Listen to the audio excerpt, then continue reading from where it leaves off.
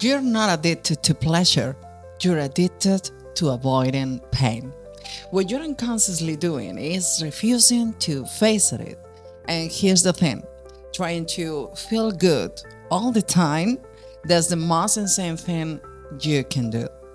I'll explain why in a moment, but stay until the end because I'm going to show you how to balance this unconscious process and reclaim your agency.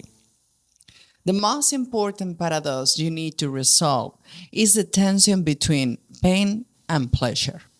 We humans are wired to seek pleasure and avoid pain, but growth only comes through pain. This creates a massive paradox.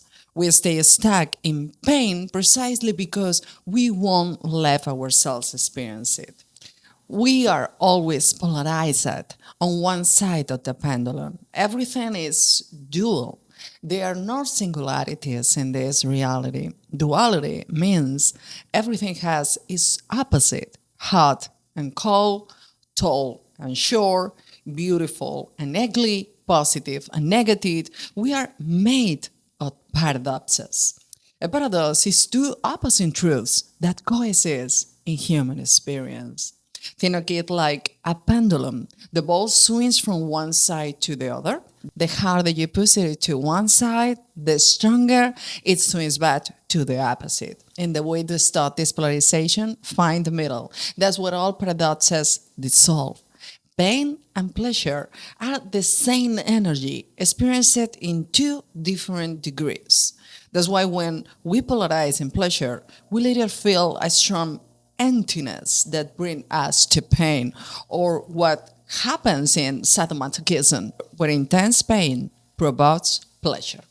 But when we feel either extreme, it's because this paradox is unbalanced, polarized at the poles. When this paradox is balanced, we move through pain and pleasure without staying there. We come back to the center. So, how did we get here? We absorb beliefs from childhood about how bad it is to experience negative emotions and thoughts. But the reality is that we are everything, the good and the bad, both positive and negative experiences can to teach us something about ourselves. From an early age, we not only block any experience, thought, or emotion that make us uncomfortable, we also place the responsibility for that inner discomfort on something external.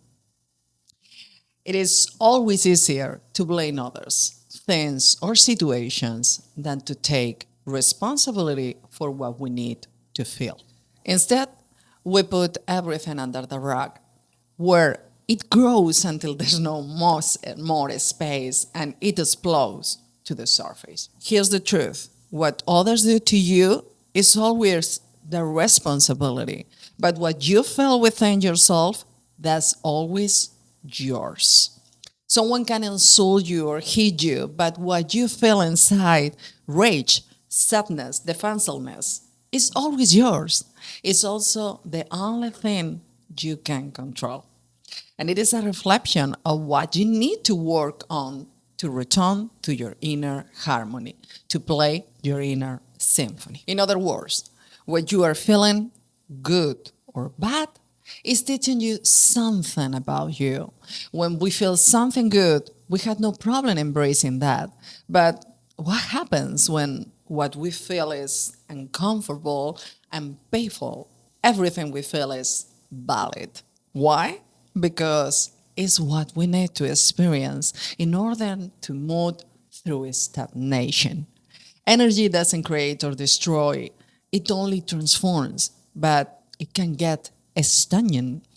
Every pain that arises is telling us that there's energy stuck in one of the dimensions of our being, at the level of the body, at the level of the mind, or at the level of the spirit.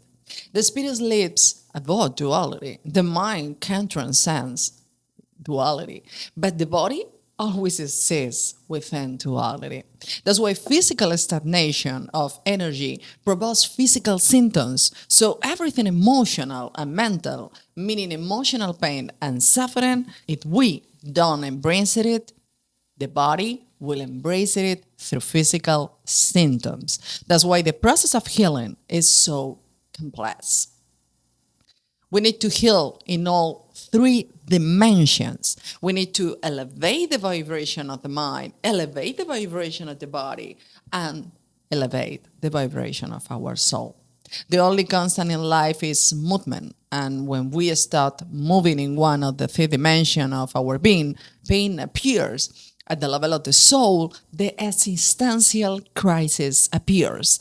At the level of the mind, anxiety, panic attacks, and even mental illness. And at the level of the body, physical symptoms of any kind. Why? Because energy stagnation is the call from our unconscious to listen and face a shadow we need to integrate. Information lost in the darkness of the unconscious that is ready to go to the conscious, to let go, dissolve, or transform whatever we need to. The shadow is something we don't accept about ourselves. So pain is the trigger, but here's what happens.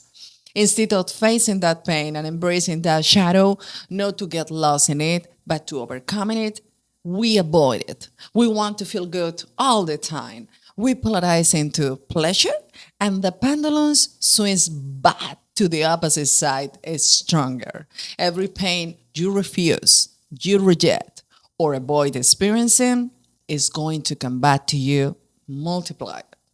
We live in a society that doesn't accept us feeling whatever we need to feel.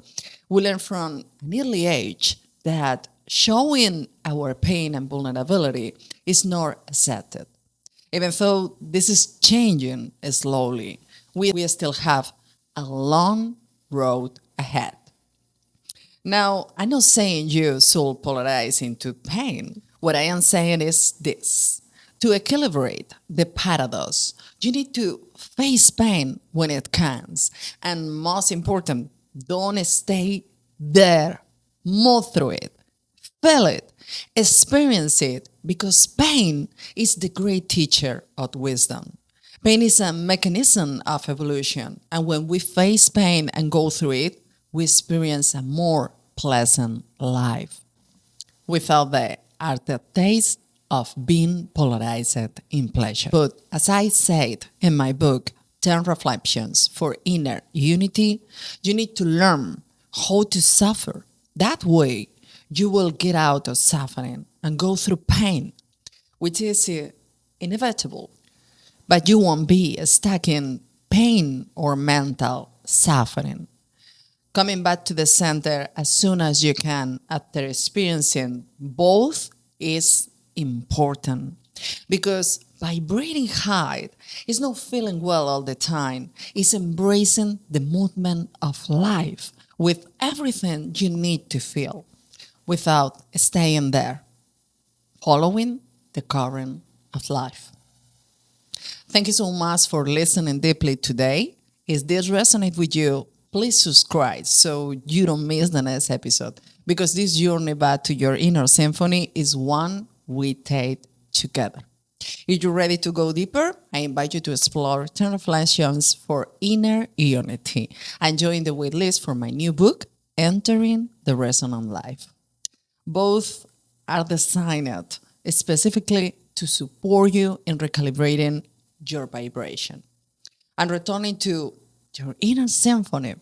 Everything I create is meant to be a companion on your path, a mirror to help you see what's already within you.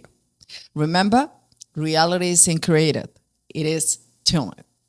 And you have everything you need to play your own symphony beautifully.